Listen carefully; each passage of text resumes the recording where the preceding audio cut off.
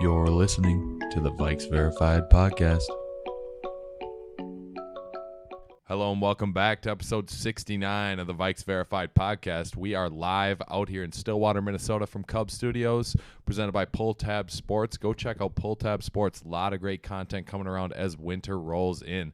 Minnesota Vikings take a 31-28 win to put us at 5-4. We cannot wait to break this down for you. This is an incredible game, one of the best in recent Vikings history. The Vikes Verified podcast is also sponsored by Duke Cannon Supply Company. Go check them out here in Minneapolis. This is a signature product of theirs, Gunsmoke, big-ass brick of soap.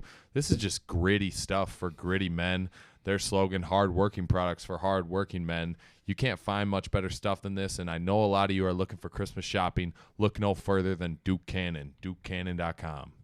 The Vikes Verified podcast is also sponsored by Unreal.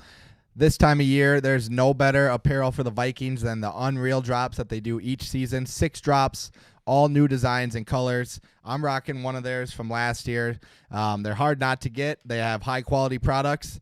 And go check them out at unreal.co to go get yourself some Unreal apparel and use code PULLTAB15 for 15% off your order. Yeah, no better way to rep the Vikings than picking up one of these Unreal hoodies, man. They're the talk of the town. Yes, All sir. right, Matt.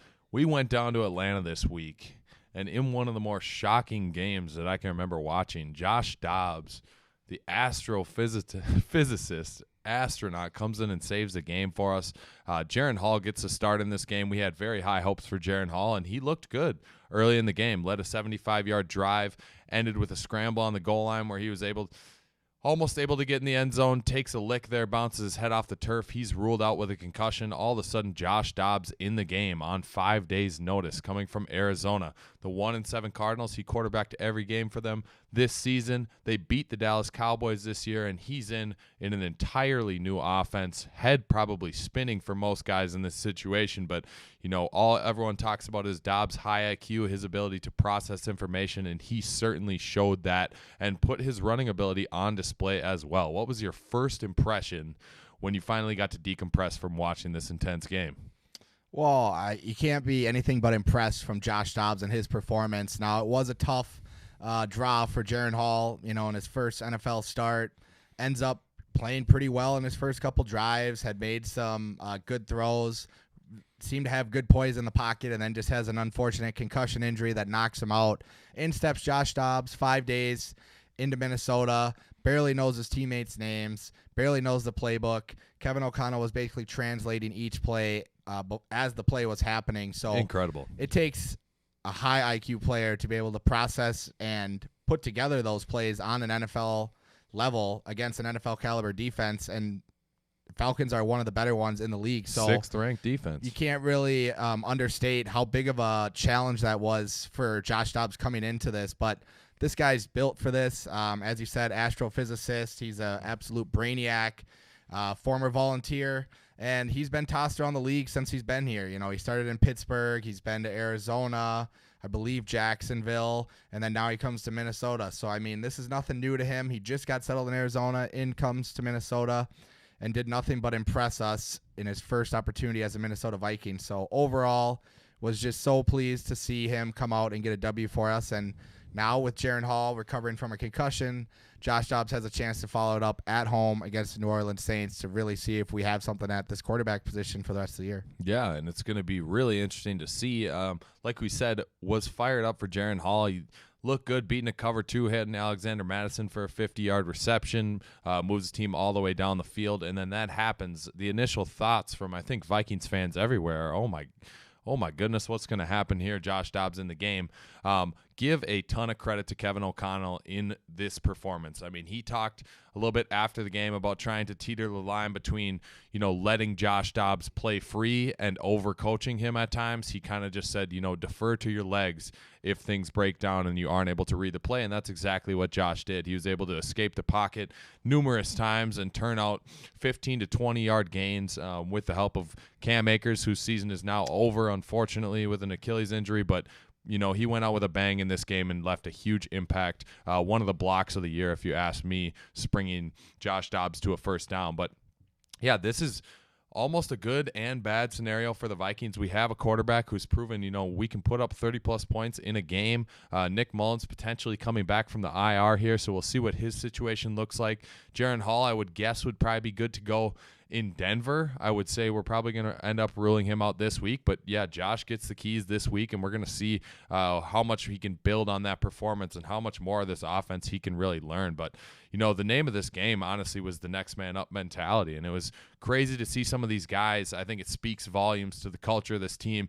You get a Christian Darrisaw who's injured late in the week. Sounds like something happened maybe with the training staff there.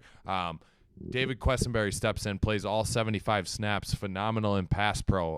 Left a little bit to be desired in the run game, but, he's 33 years old, steps in against a good Atlanta defensive front and holds his own all game. TJ Smith on the defensive front, playing a ton of meaningful snaps, getting to the quarterback and applying a couple pressures there. Brandon Powell is stepping up week after week at the wide receiver position, and Tristan Jackson with a huge two-point conversion as well. I mean, we've got players all over the field who have been waiting for an opportunity, and a lot of them got their chance in this game and were able to perform at a really high level. I think that says a lot about what we've been able to develop as training camp in this season has progressed.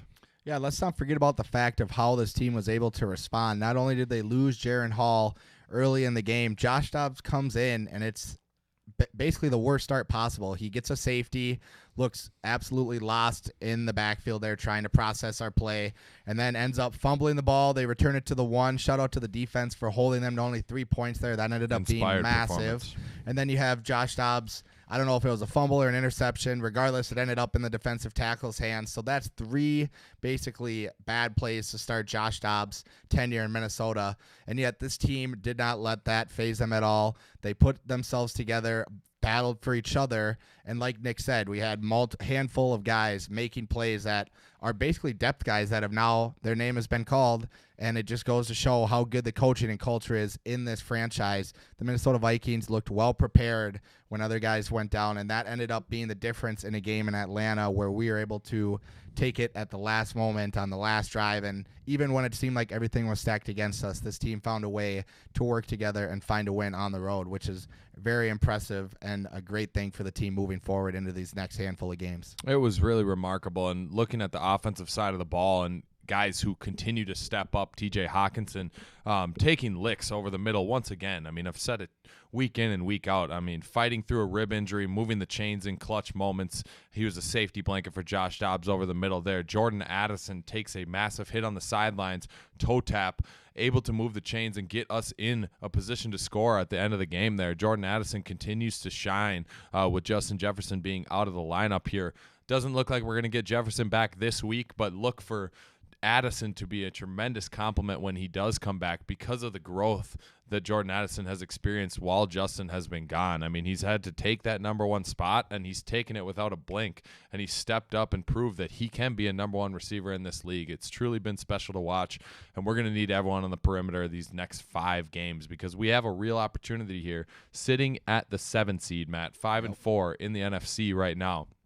I don't want to speculate too early. We've seen things happen like this before with Sam Bradford going down, Case Keenum stepping in. Is there still an opportunity for this team to play at a high competitive level, say win a playoff game or 2, maybe advance to the NFC Championship? Do you see this type of potential with this roster? I see a lot of potential with this roster. I think it starts with competing for that playoff spot, right? You just need to get in the dance first before worrying about winning a game there. But I do think that this performance in Atlanta goes a long ways towards the rest of the season. It instilled a ton of confidence in that locker room that this team can compete even without a guy like Kirk Cousins and Justin Jefferson. This team has now gone 4-0 without Justin Jefferson. Ended up, winning a tough road game in Atlanta, losing their star quarterback. This team has a lot of heart and moxie to it, and that's going to go a long ways when it gets into the dog days of the season and into the final 4 games, which is why we've been preaching this set of games as so crucial because, we can really set ourselves up for a successful playoff run here, at least to get in, if we can, get 4 out of the 5 games coming up here, and they're all very attainable. So now it's about trying to keep it a week-by-week basis and really finding ways to win as a team because, as we mentioned, we've lost a couple players, and we're going to lose another one in KJ this week most likely. Hopefully a speedy recovery for him. But Scary overall, this situation Atlanta there. game was very tough on the offensive side of the ball. You lose Jaren Hall, you lose KJ Osborne, and you lose Cam Akers to an Achilles. But the story of the season has been next man up. So now you're going to see a guy like Ty Chandler step up. Tristan Jackson, you're going to see him get more reps. Obviously, Brandon Powell has been. N'Keal Harry might have to make a couple plays. Exactly. N'Keal Harry. I mean, we're going to really test the depth of these positions, but so far they have risen to the occasion, which is why I'm confident in this team being able to stay in the race. I mean, I believe we have, depending on what projections you're looking at, anywhere from a 70 to 50% chance to make the playoffs. So, I mean, if you were to ask me when we started 0-3, if that were our chances, I'd be ecstatic. So I like where we're sitting. I like how this team is coming together, and I think we have a chance to compete moving forward. Yeah, and there's no reason why we can't. The way this team has built up this confidence and kind of realized, we can play with anybody. We've put all our games that we've lost against top competition, Philadelphia and Kansas City, we're in it the entire game. So I think they've truly believed the fact that they can compete with anyone, and they're showing it regardless of circumstance right now. So on the topic of Cam Akers going down with an Achilles injury, if you remember the Rams Super Bowl and that season, he was able to recover from an Achilles injury on 6 months' notice. Luckily, this is not the same Achilles. This is his other one, so hopefully he can, progress and recover at close to the same speed as that one, and we hope he's back in purple next year, honestly, because of the way he was playing. But that brings a question. So we have Alexander Mattison, who has left a little bit to be desired on the ground this year. He's been effective in some situations. You obviously saw his touchdown, his 50-yard reception last game, but, running in between the tackles, he hasn't been elite this year. We have Ty Chandler stepping in, who boasts elite 4.3, 4.4 type speed. We've seen him in flash in the pan moments this year, including a kick return that was called back last week at Lambeau. As for that third running back spot, is this a situation where we may look to sign a veteran? Do we elevate Dwayne McBride from the practice squad? Is there anyone out there you think that could be acquired, or do we keep it in-house and maybe just try to bring McBride up off the P squad and contribute a little bit? We do have Kene Nwangwu as well, so keep that in mind. I think with the trade deadline being, passed now, I think that they're going to have to roll with who's in this running back room. You mentioned Kene. He still can provide some electricity, just needs to show a little bit more consistency in the health department. But you cannot deny what Ty Chandler can do with his athletic ability. And then Dwayne McBride, I think it's more realistic for a guy like McBride to get called up than for us to go sign a free agent. Lenny just got signed by the Bills, so that list has dwindled even more since the start of the season. I don't think we bring a guy all like day Adrian Peterson. No, I hate to say it, but those days are long gone. And a guy like Myles Gaskin doesn't really move the needle for me as much. I'd rather see what Madison and Ty Chandler can do as a 1-2 punch, and maybe you bring in a guy like McBride or Kene as that third piece that can maybe bring a little bit different skill set to the running back room. But again, unfortunate loss, losing Akers. He seemed to really kind of find himself in the Vikings uniform, and now we have to try to adjust. And I think, there is still enough talent in this running back room to have an efficient run game, but it all starts with how are they going to balance, Chandler and Madison. Obviously, Madison has had some struggles getting started early. I still believe he can be a good running back, but he seems to, slow down in the lanes. It just doesn't seem like he can get going as much as a guy like Akers. So I'm interested to see how Ty Chandler can kind of get involved in this offense moving forward, because there's no denying his electricity. But touching on the injury discussion here, I'm going to move to the quarterback position, and a guy in Jaren Hall, who was our 5th-round rookie out of BYU, second drive into his career. He ends up getting a concussion and seems to at least be out for this week, if not more, depending on the play of Josh Dobbs. With this injury going down, Josh Dobbs has been thrusted into a starting role, and now will start this Sunday. Is it now Dobbs' job to lose, or will the team still prioritize seeing what they have in the 5th-round rookie?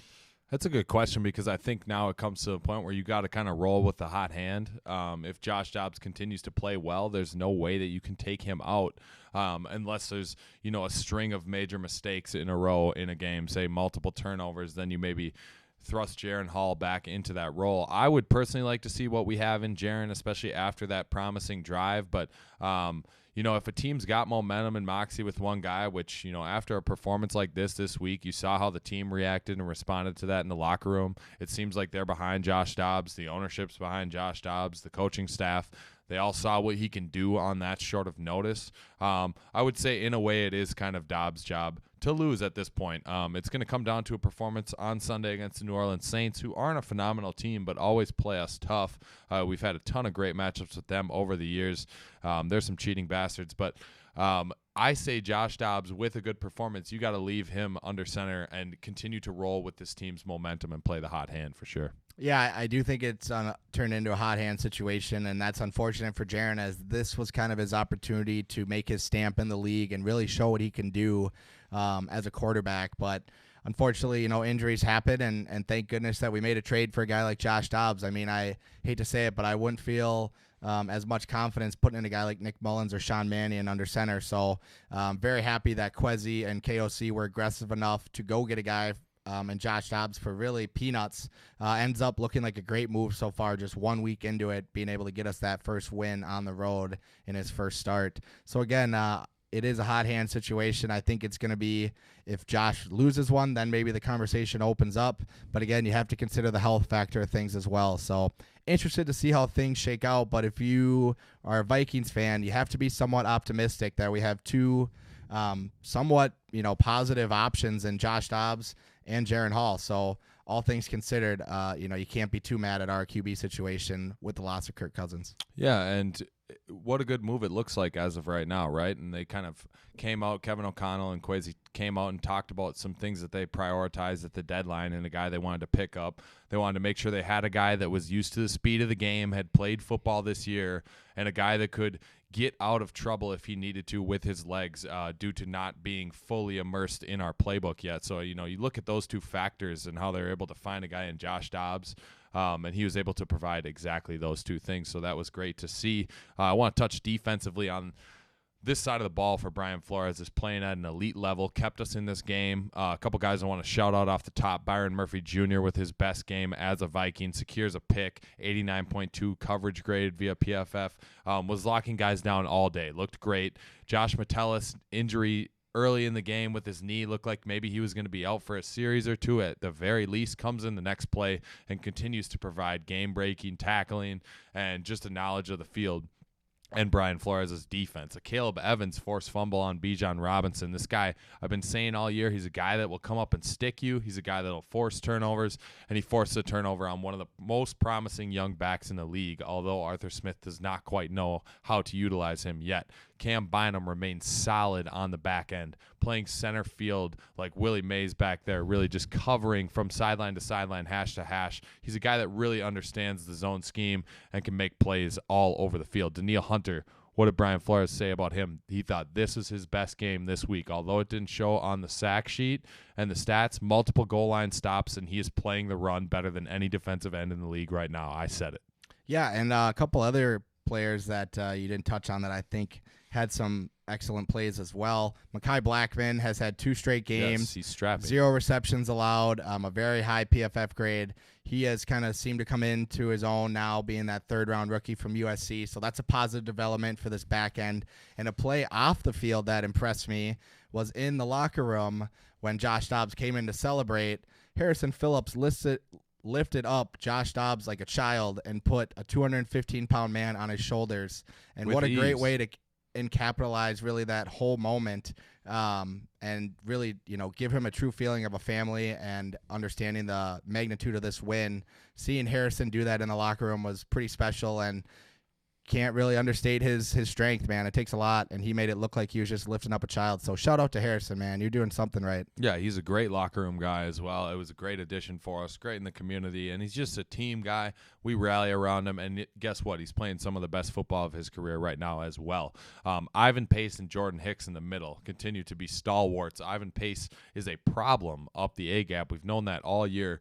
There's a specific play where you watch Ivan Pace blitzing on a 3rd and long, knocks Chris Lindstrom and the left tackle over simultaneously, barely misses the sack. Jordan Hicks comes in, cleans it up. This is a tandem that's playing at about as high of a level as we could ask for right now, especially out of an undrafted rookie. I mean, teams across the league got to be looking at this guy like, sheesh, he could really bring something to our pass rushing, because he's bringing it for the Minnesota Vikings right now, and Brian Flores is using him like a chess piece on pass rushing downs, and he is getting in the backfield. He hasn't necessarily had that big game-breaking sack yet, but the disruption that he's causing is showing up week after week on tape. And in other news, we're going to move on to Around the League presented by Duke Cannon.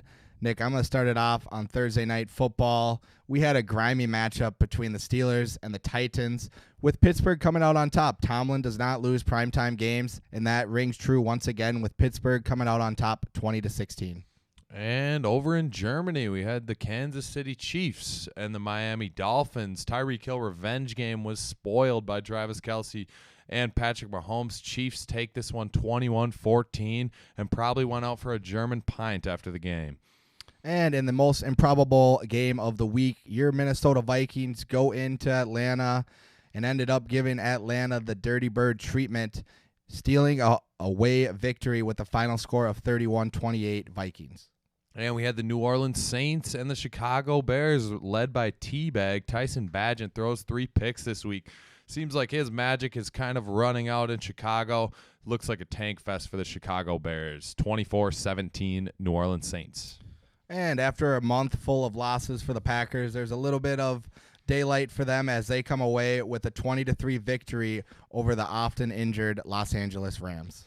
And the Washington Commanders, 1 week removed after trading all their edge assets, come out with a win over Bill Belichick's struggling New England Patriots, 20-17.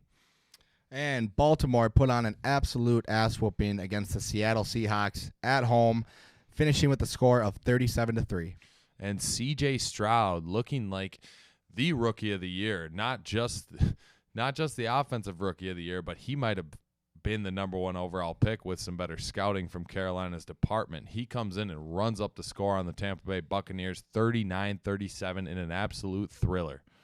And in Cleveland, there was a shutout, and it involved the Arizona Cardinals. Shout out to them for trading us Josh Dobbs because they couldn't manage to put up a single point in Cleveland, with the Browns coming out with a final score of 27-0. And the Colts continue to roll, winning 27-13 over the Carolina Panthers and a struggling Bryce Young. And the Raiders end up beating the New York Giants with a victory of 30-6, and the first one for Antonio Pierce in Las Vegas. They're fired up right now. And Philadelphia versus Dallas, America's game of the week. This one kind of went as pretty much everyone expected. Jalen Hurts gets a little bit banged up, but it comes down to the Cowboys not being able to capitalize in the fourth quarter, 28-23 Philly. In what was expected to be a shootout on Sunday Night Football, the Cincinnati Bengals hosted the Buffalo Bills in a matchup of AFC perennial stars. Ends up coming out with Cincinnati on top with the final score of 24-18 over the Bills. Okay, on Monday Night Football, we were at MetLife Stadium, and Zach Wilson trying to enjoy these last couple starts before Aaron Rodgers' improbable return. LA Chargers give him a beatdown, 27-6, with virtually zero offense from Zach Wilson and these New York Jets. It's been tough to watch, folks. Tough times in New York right now, man. Giants and Jets are really struggling. All right, we asked you, the fan base, some hot takes for Josh Dobbs' first start at US Bank Stadium versus Saints. We're going to get to what you guys were saying. I liked a lot of them. There's a lot of optimism once again. I don't want to get too far ahead of myself and talk about a Case Keenum scenario, but you know, after one game, it kind of gave us that magic feel back of a backup quarterback being able to find his stride, his moxie, be in the right situation with the right coaching staff. It's exciting to see. We're obviously going to take it week by week and see what it ends up being, but let's hear what you guys had to say about Josh Dobbs' first start, Matt. I'm going to get going. Chloe Newton says Josh Dobbs will re-sign with the Vikings and play backup to Kirk Cousins next year. That's a little bit ahead. How do you feel about that one? It's a feel-good story, but I don't think it's completely accurate quite yet, and I think a lot of it comes down to I think Josh Dobbs has shown enough this season that he's going to command a lot more money than the Vikings are going to want to pay in free agency next offseason. He has shown the ability to step into the Cardinals team and then now Minnesota on short notice, his ability to learn a playbook, his high IQ. Those are all things that are going to be very valuable on the free agent market. And for a team that has a rookie in Jaren Hall and a rookie contract, I don't see them, especially if they bring back Kirk, I don't see them having the extra money to pay a guy like Josh Dobbs to be that expensive second string when you have a guy in a rookie contract that has at least shown enough in a small sample size to give you hope into the next season. So I think we got to ride it out with Dobbs, enjoy what we have, but I think it's a little too early to say that. Okay, and next one here we got Josh Dobbs, 200-plus passing, 3 TDs, 80 rushing. Is that realistic? Oh, I want to say it is. How many yards rushing? 80. And how many yards passing? 200 plus, 3 TDs. Yeah, you know what? I think if he can toss for 150 and run for 66 on 5 days notice, I'm going to go ahead and say yes. I think he could get those numbers. You know, you give him a full week in this offense with the confidence that he showed, being able to just go out there and play football like it was backyard. You know, I think a little bit more time in the playbook and in the practice facility is going to do him wonders. So let's ride with that one. You got to think that the New Orleans Saints are going to try to spy this week or do something to slow down Dobbs. The way that he hasn't fully comprehended this playbook yet. If they were smart, if any Saints coordinators are watching, that's what you should do, but probably won't happen. Next he throws a touchdown pass to Tristan Jackson. I like it. You know, like we said, KJ Osborne, Jaren Hall, Cam Akers, guys are down on the offense, and Tristan Jackson is going to be one of the guys that is going to need to step up this week, specifically at home with no Justin Jefferson back quite yet. I think this is a great opportunity. We saw him get a 2-point conversion last week. Let's build off that. Let's see if we can get him in the end zone for 6 this time. Yeah, and people forget what kind of fall camp that Tristan Jackson was having. I was absolutely shocked when he got waived for the first time down to our practice squad. I really thought he had a real shot to make the 53-man. He balled out, and there's a lot of teams that would love to have a guy like Tristan Jackson because he's got – a good catch radius. He's a go route runner, and he's pretty efficient in the red zone as well with jump balls. So look for Tristan to make another couple big plays this weekend. I'm going to get into my personal Josh Dobbs prediction. I still think there's a little bit of turnover trouble in this game, maybe 1 or 2 of them for him, but I see him being able to feed off this home crowd energy and feel, accepted as a Minnesota Viking, put his skill set on display, and once again, he's got some great people to throw to. He's got an offensive line playing at an elite level right now. I think if he really gets in his bag with Kevin this week, they're able to come up with a pretty simple game plan, get the ball to his weapons in space. I think Josh Dobbs could be due for another big game here. Yeah, I think, like I said, I think an extra week of practice with KOC and learning that, digesting that playbook is going to do him wonders, and still cannot understate what he was able to do on Sunday in Atlanta with such short notice. I mean, there's not many quarterbacks in the league that would be able to step in and do that. So shout out to Josh Dobbs, man. We're excited to have you here and excited to see what you can do with a full week of practice under your belt. The Vikes Verified podcast is sponsored by Jimmy's Salad Dressings and Dips, and it's that time of year, and I'm talking about caramel apple dip. The leaves are falling, the seasons are changing, and it's time to go get yourself some caramel apple dip because it hits better than anything else this time of year. And don't just go look for that because they have a wide array of selections of different dressings and dips for you to try out. So go find them at your local Cub Foods or Hy-Vee. Okay, and Chill Boys, too. It's cooling down outside, but don't let that fool you. Chill Boys is going to keep you even cooler below the belt. Some of the best bamboo boxers you can buy right now. I got 4 pairs in the rotation right now, and I'll tell you what, I'm looking to put these things on every day of the week. They are phenomenal, great material. They do well through the wash as well. Go check them out, chillboys.com. All right, Matt, let's get into the New Orleans Saints a little bit.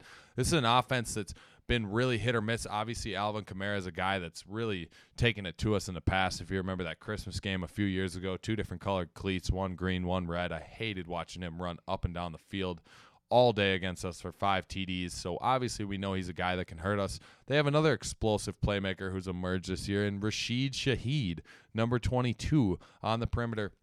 He's become kind of the deep threat for them with the struggling Chris Olave this season. So offensively, Derek Carr's never been a guy that scared me tremendously. I think he's a guy with a decent arm, and he's going to make some decent throws, but I also think he's in that kind of Taylor Heineke category where he will make that mistake of a throw 1 to 3 times a game, and we need to take advantage and get a couple picks. Yeah, one of my keys to the game is win the turnover battle. I've been saying it basically every week since we had that horrific start in the turnover department.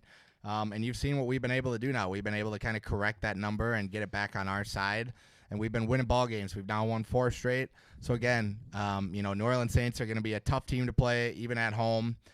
We've always played them tough, and I don't expect anything to be different this year. So, again, I think for a guy in Josh Dobbs who's going to be, still relatively new to this offense, you need to try to get him an extra possession or 2 to really try to maximize this offensive potential, and I think that's going to be something that's a huge key on Sunday at US Bank. Yeah, and Michael Thomas, a guy that's spent a lot of time on IR the past few seasons, but if people can remember back to 2019, 2020, he was playing at a really high level. I think this is about a perfect matchup for Caleb Evans. You look at Michael Thomas being a big physical receiver who can't really separate, kind of struggles to get a lot of separation on receivers. Caleb Evans is a big physical corner who I think at this point in his career is ready for a challenge like this against a guy who likes to go up and high point the ball. He's going to go out and make plays. He proved it last week stripping Bijan Robinson. He's made a couple real clutch PBUs this year, and I really like that matchup a lot. As for the rest of their offensive core, they've really seen some success on the offensive line. They usually do pretty well drafting tackles. Ryan Ramchek's been a staple there. Cesar Ruiz, Eric McCoy, they're really good in the interior. So we're going to have to come out and be physical on this defensive front. But overall, you look at Chris Olave, he should be, taking that step as what some would be a star receiver this year. Had those expectations. He's had a really up and down year, starting with the arrest, first of all.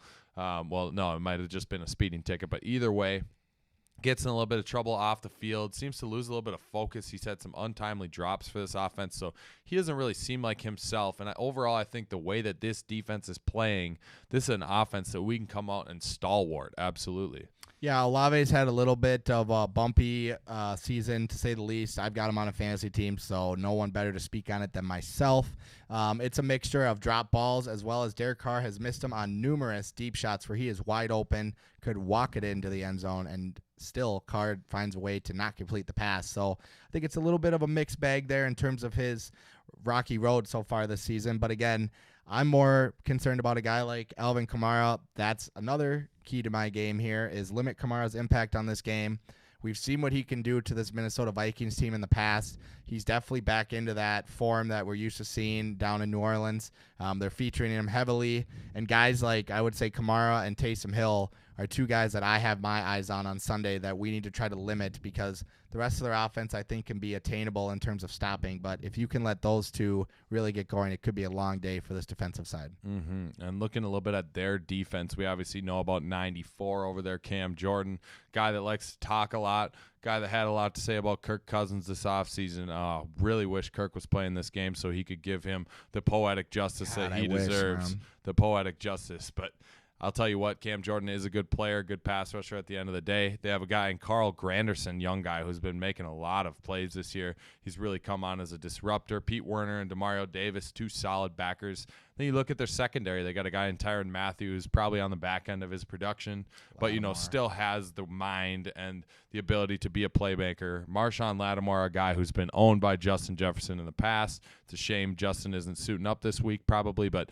Jordan Addison's just going to have to take that role, and I'm totally confident that he can cook Marshawn Lattimore as well. Paulson Adebo is a guy who struggles with penalties.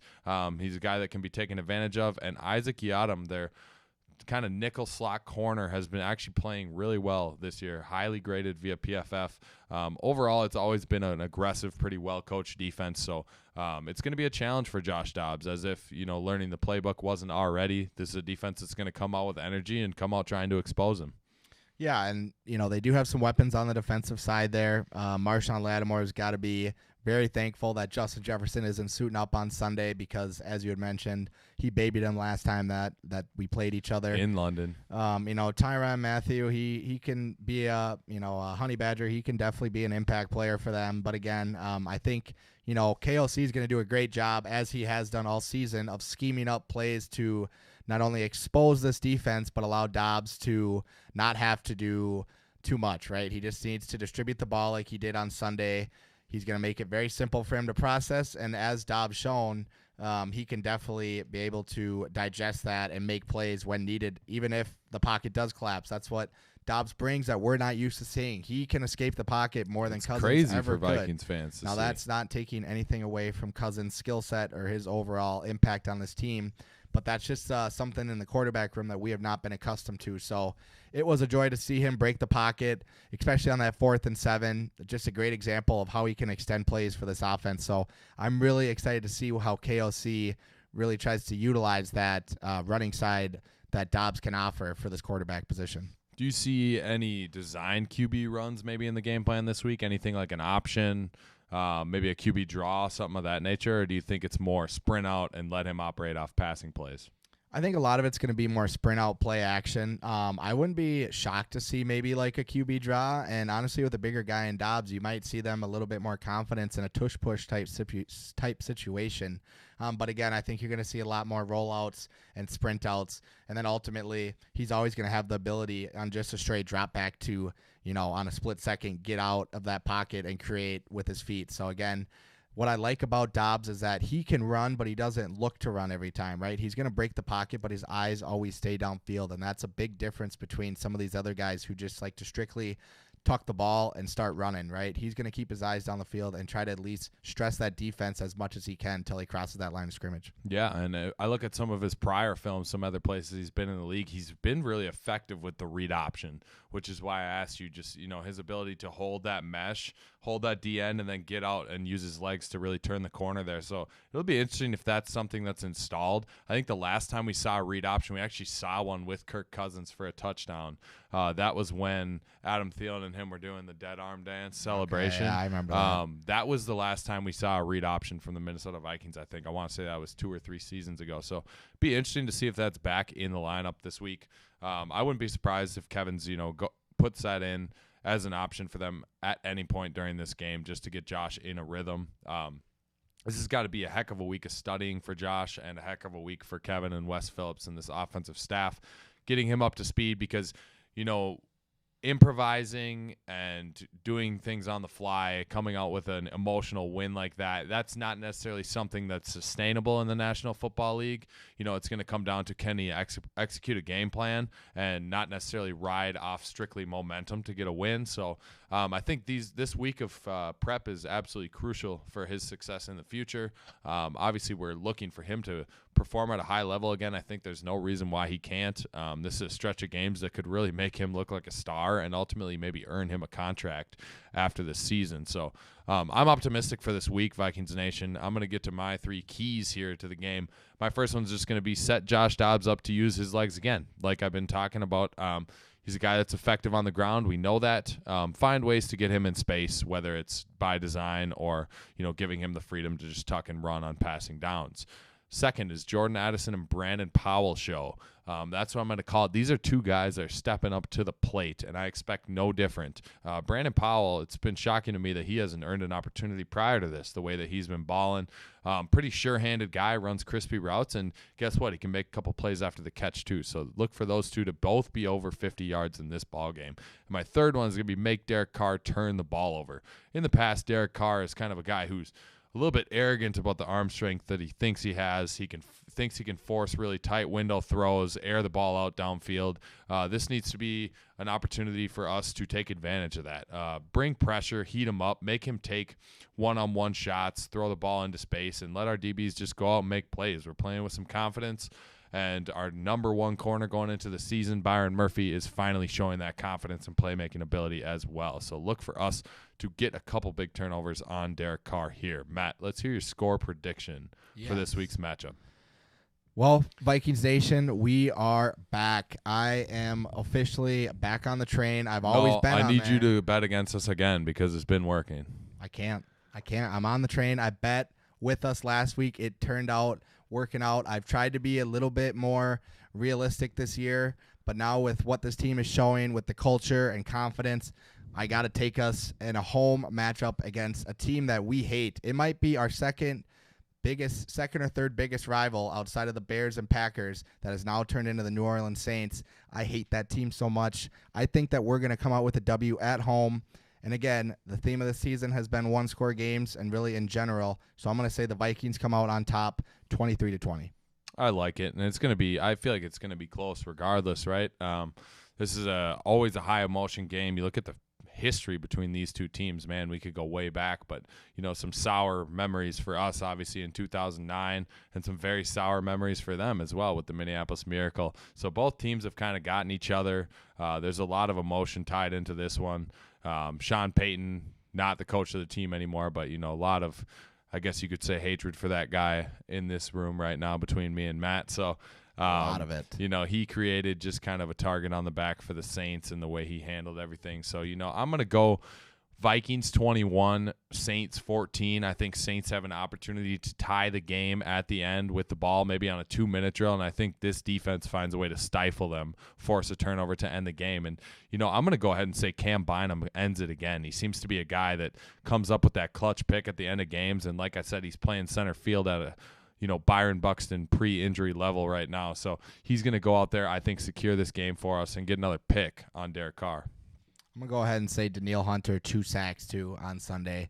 He's been on an absolute tear. I think that he can expose this offensive line and get after a guy like Derek Carr, who isn't the most mobile quarterback. So I think he keeps that hawk streak going, and I think he can get 2 sacks. I totally agree with you. He's playing with a real high level of confidence right now. And what an exciting time to be a Vikings fan, Vikings Nation. There's uncertainty everywhere, sure, but we take this 1 week at a time, and we have a team that believes in each other, a team that plays for each other, and a team that has a coaching staff that is committed. Can you imagine being a Raiders fan, a Commanders fan, and watching your team internally fight with each other on the sidelines, fight with each other in the front office? That doesn't happen here. This is a team built on culture, and this is a team that is built on playing for the man next to them. And that's exactly what we're going to continue to do, and let the chips fall where they may. But I like our chances to make a run here these next 5 games. It is officially the Josh Dobbs show, so get on board, get ready for the ride, and let's bring the energy Sunday at U.S. Bank. This is a big one at home. Need everyone on their feet, loud and proud. Time to really believe in this team and see if this culture and confidence can carry over into the playoffs. Let's keep it going. Let's make some plays, baby. SKOL Vikings. SKOL. You're listening to the Vikes Verified podcast.